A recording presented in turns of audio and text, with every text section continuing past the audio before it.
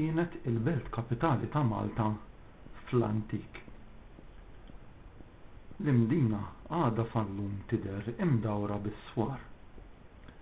Ma nafux eżatt min bena u ħaffer dawn is-swar. Fi żmien ir-Rumani l-imdina kien jisimha Melita, imma kienet ħafna ikbar, kważi 3 darbiet ikbar milli hija llum. Ma nafux eżatt min ċekkina l-imdina. Hawn min jgħid ċekknuha l-Arab u hawn min jgħid ċekknuha il-Biżantini, jiġifieri r-Rumani tan-naħa tal-Lvant li kellhom il-belt kapitali tagħhom ġewwa Kostantinopli. Hawnhekk tistgħu taraw is-swar tal-imdina kif jidhru llum. Biex wieħed jidħol l-imdina jista' jgħaddi minn żewġ daħliet.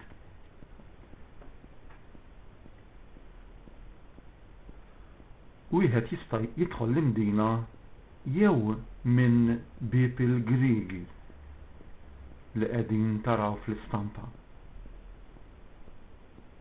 Jew inkella tista' tidħol ukoll mid-daħla prinċipali tal-imdina li għadha kif ġiet restawrata fir-ritratt qegħdin taraw id-daħla prinċipali tal-imdina kif tidher illum. Din mhux minn dejjem kienet hekk. Ġara illi fl-1693 kien għamel terremot kbir u ħafna bini fl-imdina, inkluż il-katedral, safa kważi imġarraf. Il-Gran Mastru Manuel de Villena, tinsewx li Gran Mastru huwa il-kap tal-kavallieri, mela il-Gran Mastru Manuel de Villena ried illi jirrestawra l-imdina. Biex jagħmel dan qabbat lill-perit Franċiż François Mondion. Fl-istampa qed taraw il-bieb prinċipali tal-imdina illi għamel Mondion. Mondion għamel din l-entratura majestuża biex wieħed jidħol fil-belt kapitali antika ta' Malta l-imdina. Kif tidħol minn dan il-bieb issib ruħek fi pjazza żgħira. Fuq il-bieb prinċipali min-naħa ta' ġewwa jidhru t-tlet qaddisin protetturi ta' Malta, San Publiu, Sant'Agata u San Pawl. Intu dieħel fuq il-lemin imbagħad issib il-Palazz de Villena. Illum dan il-palazz jintuża bħala mużew tal-istorja naturali. Fuq ix-xelluk tistgħu taraw it-torri tal-istandard. Dan kien qisu l-assa tal-pulizija biex niftehmu tal-imdina. Mal-ħajt ta' dan it-torri hemm plakka interessanti ħafna. Turi meta fl-1798 il-Maltin għamu kontra il-Franċiżi, għamlu rewwixta kontra il-Franċiżi. Fuq din it-tabella hemm l-ismijiet ta' dawk illi mietu matul dik il-ġurnata li baqgħet tissemma fl-istorja ta' Malta. Jekk nimxu iktar il-ġewwa u nduru fuq il-lemin, insibu pjazza żgħira oħra. Hawnhekk insibu dak il-bini li llum iservi bħala uffiċċju tal-Kunsill Lokali tal-Imdina.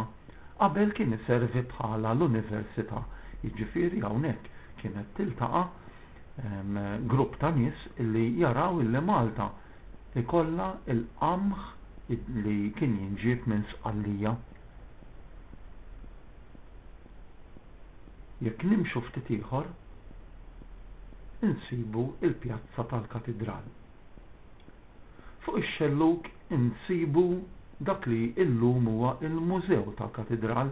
Fl-antik serva anke bħala seminarju, jiġifieri post fejn l-irġiel li kellhom il-vokazzjoni kienu jippreparaw ruħhom biex isiru assisin, isiru saċerdoti. Il-katedral huwa iddedikat lil San Paolo. Il-pjanti ta' dan il-katedral għamilhom il-perit Malti Lorenzo Gaffa. L-istil tiegħu huwa il-barokk.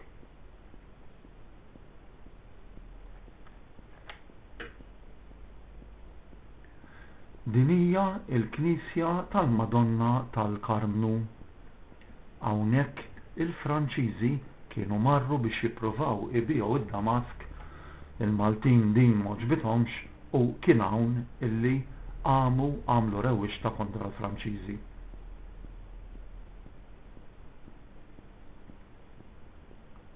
Palazzo Falzone, magħrufa wkoll bħala id-dar Normanna, waħda mill-isbaħ djar li għandna ġewwa l-Imdina.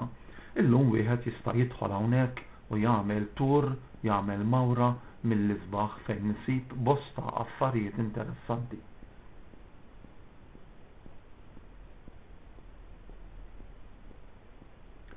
Innutaw it-toroq dojoq illi għadhom sal-lum jidhru fl-Imdina. Din ngħidula karatteristika tal-Imdina, fil-fatt l-Imdina hija magħrufa bħala il-Belt Sikta. Innutaw imma it-toroq dojoq illi fiha u li għadhom hemm sal-lum. Ħafna affarijiet baqgħu l-istess fl-Imdina ħlief illum minflok insibu l-kavallieri jew insibu n-nies tal-Medju Evu lebsin dak l-ilbies medjevali tagħhom. Illum naraw ħafna turisti. Naraw pereżempju l-karozzini għaddejjin minn ġol Imdina. Ħafna turisti li jiġu Malta l-ewwel li jagħmlu jaraw wieħed minn dawn il-postijiet, l-Imdina u l-Belt Valletta.